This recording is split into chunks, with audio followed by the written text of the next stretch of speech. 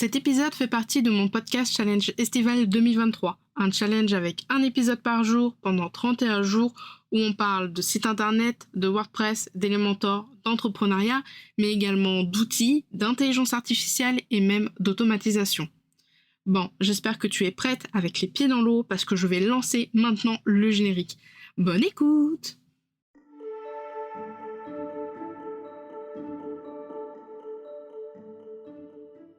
Bienvenue dans la Pause Café, le podcast qui aide les indépendantes à comprendre l'entrepreneuriat et le web. Je suis Camille, webmaster sous Elementor et WordPress depuis 2020 et mon job, c'est d'aider les indépendantes comme toi à créer, développer et gérer leur site internet. 2 fois par mois, on se retrouve pour un nouvel épisode. Alors installe-toi confortablement, prends un petit café et je te souhaite une très bonne écoute.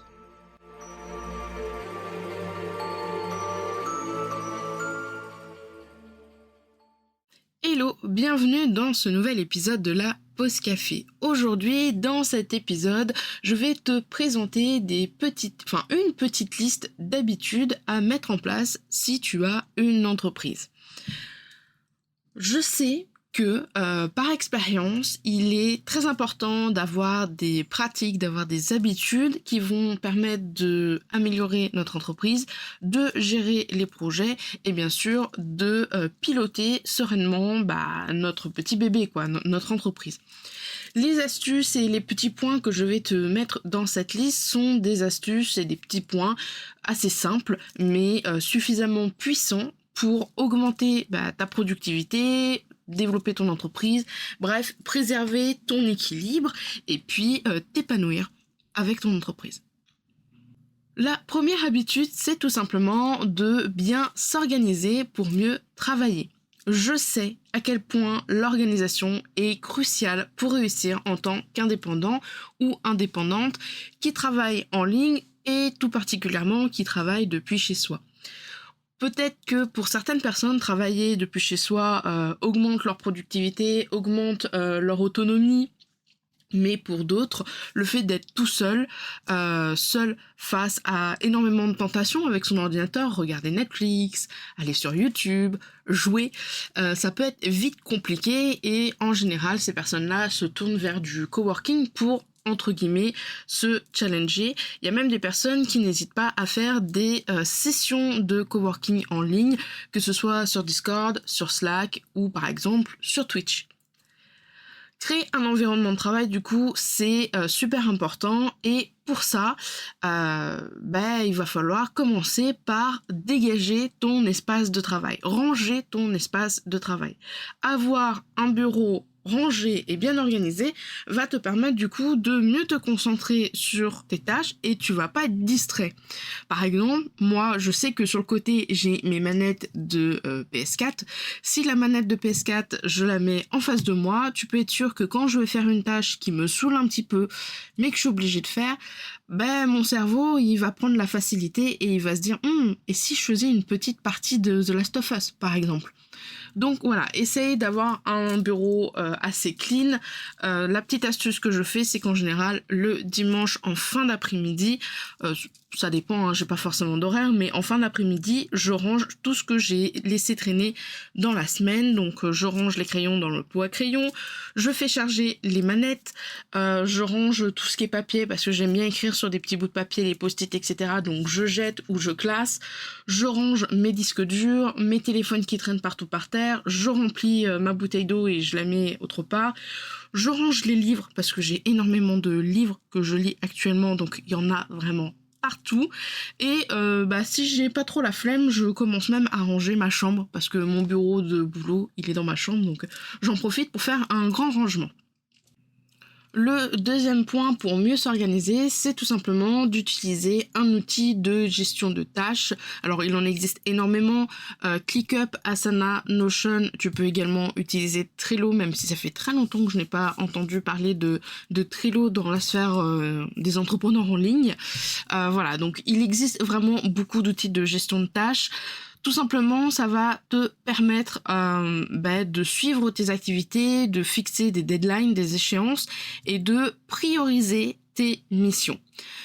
Personnellement, par jour, je me bloque 3 grosses tâches à faire. La création d'un épisode de podcast, pour moi, c'est une grosse tâche. Un projet client à faire, par exemple, faire une page d'accueil ou je sais pas, faire une maintenance, pour moi, c'est une grosse tâche.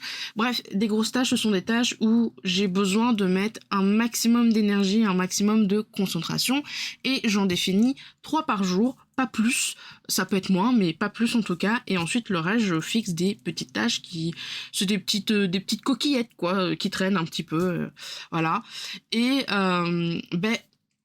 ça va du coup me permettre de savoir qu'est-ce que je dois faire dans la journée, où est-ce que je dois être focus. Alors des fois, il y a des grosses tâches que, voilà, je suis éreintée, je les décale au lendemain.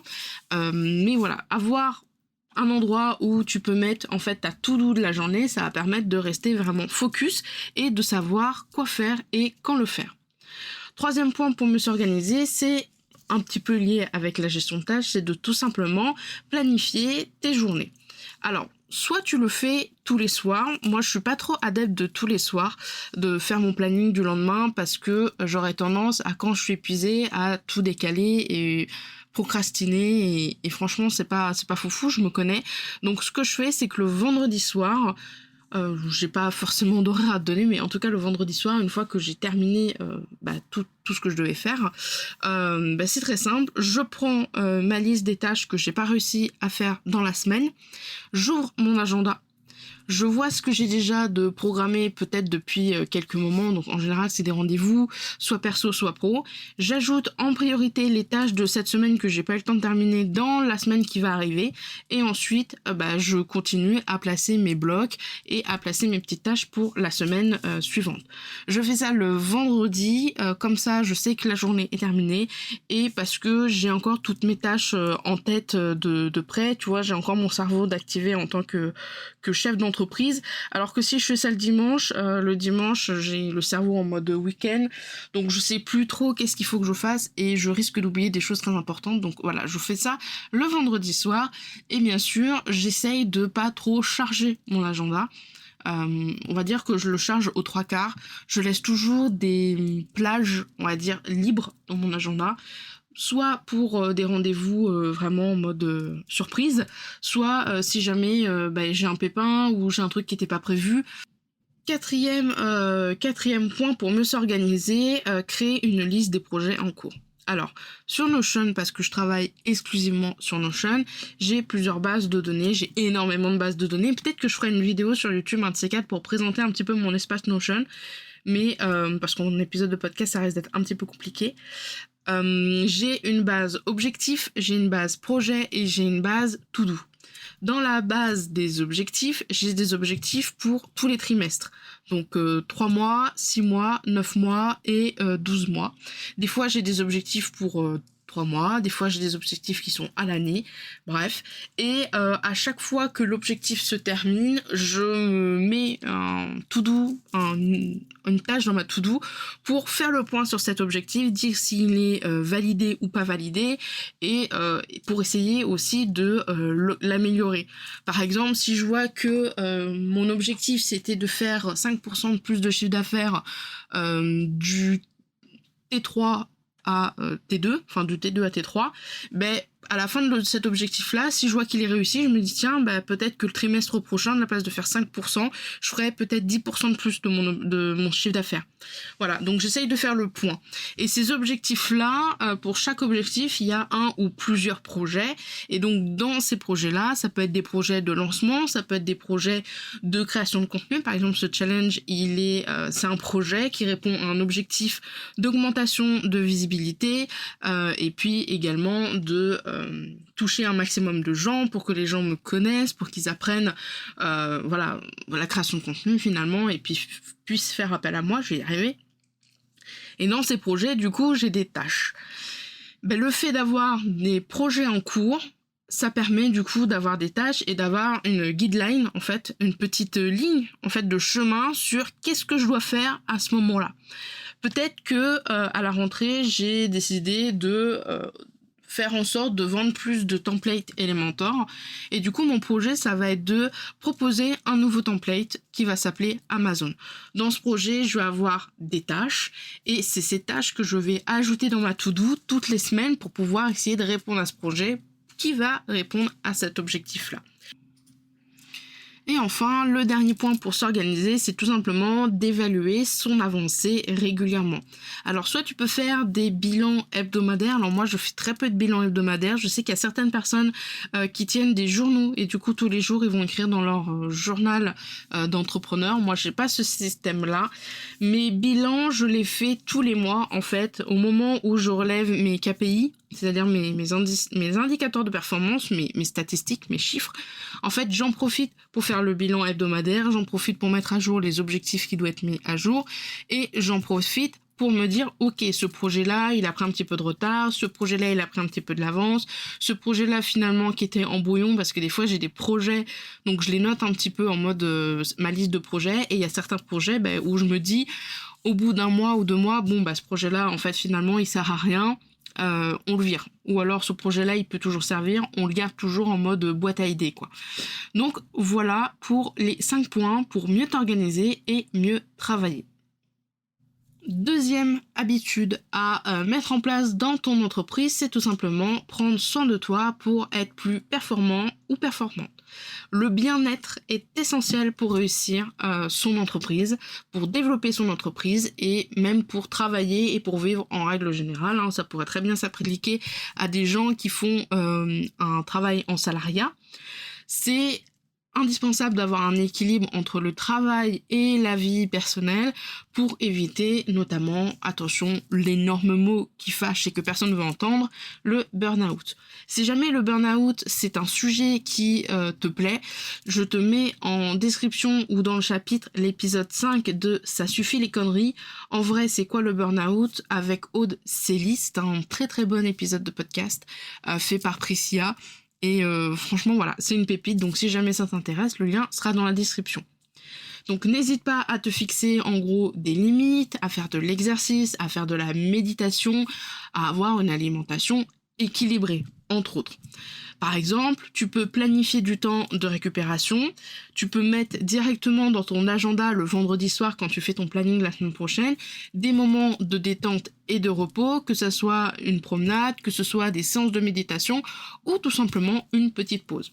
Alors je ne le fais pas à titre personnel, sauf pour une chose, quand j'ai décidé de streamer sur la pause de 16 heures, qui est mon projet perso dans le jeu vidéo.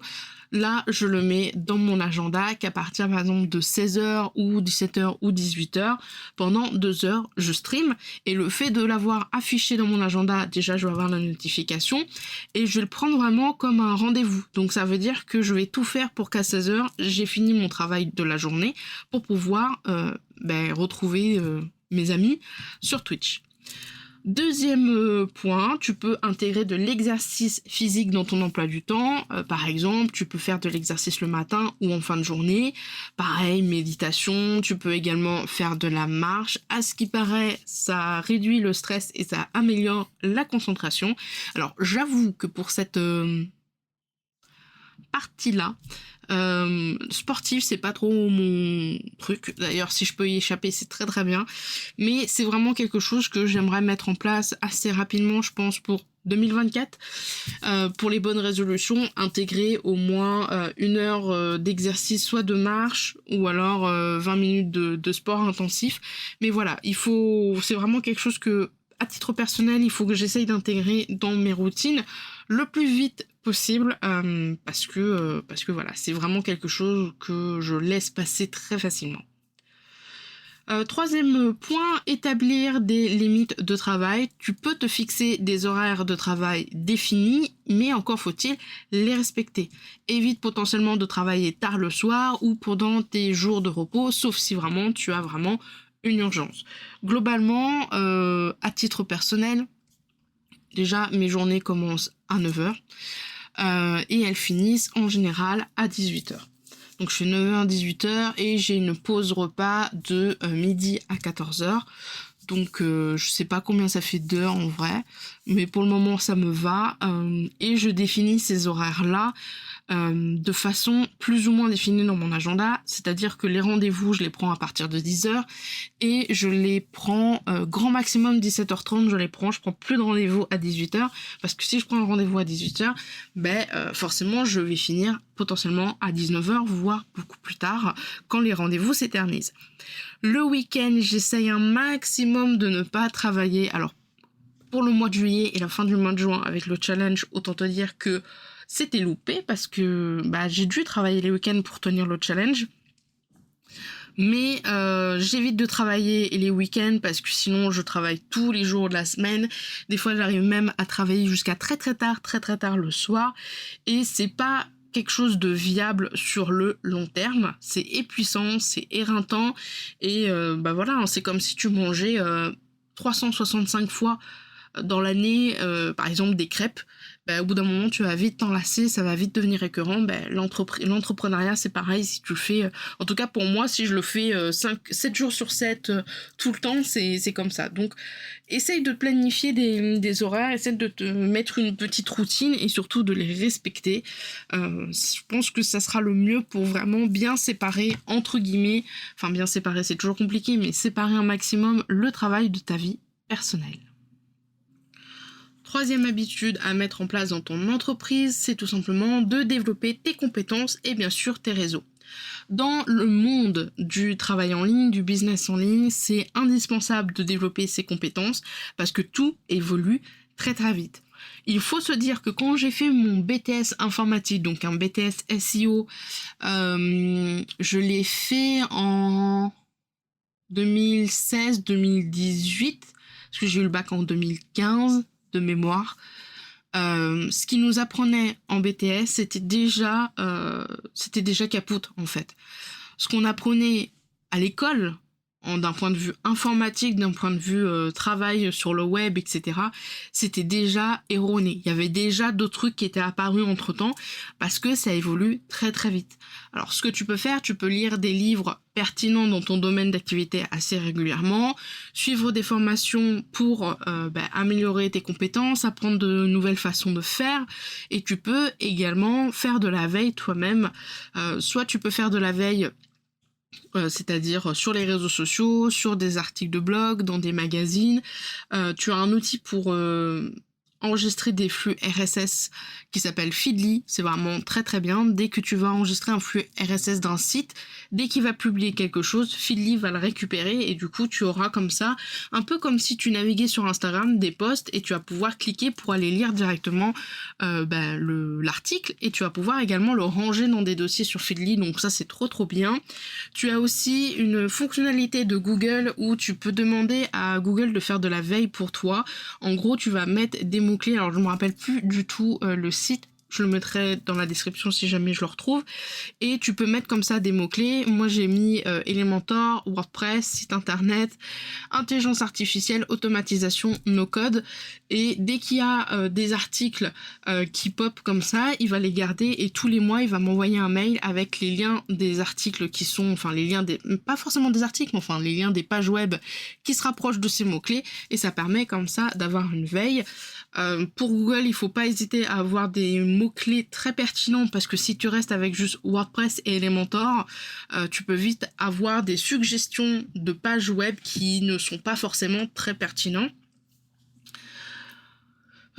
Tu peux également participer à des événements, à des conférences ou à des webinaires. Alors ça, c'est encore quelque chose que j'ai du mal à titre personnel. Je participe à des événements, mais c'est très rare que je participe de façon très active. Je suis plutôt quelqu'un qui aime rester en retrait, qui aime rester caché dans l'ombre, qui surveille, qui voit ce qui se passe, qui peut gérer, mais dans l'ombre. Donc voilà, ça aussi c'est quelque chose que j'aimerais m'entraîner et développer à titre personnel. Participer à des événements, être invité, etc. Et n'hésite pas à utiliser ton réseau pour atteindre de nouvelles opportunités. Le 3/4 de mon chiffre d'affaires, c'est que du bouche à oreille, et en vrai, le bouche à oreille, c'est vraiment super puissant. En tout cas, le bon bouche à oreille. Donc n'hésite pas à utiliser tes réseaux, à utiliser des fois des copines business. Alors quand je dis utiliser, c'est demander de l'aide ou voilà, je sais pas, t'as une copine business qui connaît quelqu'un avec qui t'as envie de travailler, tu peux lui demander de te mettre en relation, par exemple. C'est ça que j'entends dans utiliser. J'entends pas le mot utiliser dans le sens manipuler, bien évidemment. Tu peux également partager tes connaissances, donc ça c'est de la création de contenu sur le blog, dans un podcast, dans une chaîne YouTube, pour créer des contenus utiles et informatifs liés à ton domaine d'expertise. Donc partager tes connaissances, partager tes expériences. Qu'est-ce que tu peux faire? Tu peux rejoindre des groupes et des communautés en ligne, par exemple, soit des groupes sur Facebook, je sais pas, tu es spécialisé dans la création de bijoux fantasy, tu pourras très bien essayer de trouver un groupe soit sur Insta, soit sur Facebook, ou un groupe, une communauté sur Circle, dans les bijoux fantasy par exemple. Il y a énormément de serveurs Discord, de Slack, de communautés d'entrepreneurs dans tous les domaines, franchement. Donc n'hésite pas, je suis sûre et certaine qu'il y en aura au moins un qui pourrait te plaire. Moi je suis sur plein de communautés différentes, un petit peu en mode sous-marin, mais je suis sur plein de communautés différentes et franchement c'est assez sympa. Il y a, pour la plupart des communautés, après faut savoir les choisir, mais voilà, tu peux aider, tu peux te faire aider, tu apprends de nouvelles choses, donc franchement c'est plutôt cool de rejoindre des communautés en ligne, à condition que voilà, ça se passe quand même plutôt bien. Et voilà, j'espère que ces petites listes d'habitudes donc que j'ai rangées par thématique t'auront aidé, t'auront donné un petit peu des idées, de l'inspiration pour mettre en place tes propres listes d'habitudes pour développer ton entreprise. Faut savoir que l'entrepreneuriat, c'est pas juste un long fleuve tranquille, c'est des montagnes russes. Donc des fois ça va être dur, des fois ça va être beaucoup plus simple. Le but avec cette liste d'habitudes, c'est justement de t'aider à gravir la montagne pour que ce soit plus simple pour toi et pour que ton entreprise soit plus pérenne, quoi, soit toujours là et que tu aies beaucoup de clients et que tu sois heureux ou heureuse dans ton entreprise. Bref, sur ce, je te laisse. Je te souhaite une très bonne journée, une très bonne soirée. On se retrouve demain pour l'épisode 28 du Challenge Podcast Estival. Salut! Tu as aimé cet épisode et tu ne veux pas rater les prochains? Alors abonne-toi à la Pause Café sur la plateforme de ton choix. Et si la Pause Café te plaît, n'hésite pas à me laisser un avis et une note sur Apple Podcast pour le faire découvrir à d'autres entrepreneurs. Si tu n'as pas Apple Podcast, pas de souci, tu peux le partager autour de toi en me mentionnant avec @CamilleDavidP15. Sur ce, je te souhaite une très bonne journée, une très bonne semaine et je te dis à la prochaine dans un prochain épisode. Salut!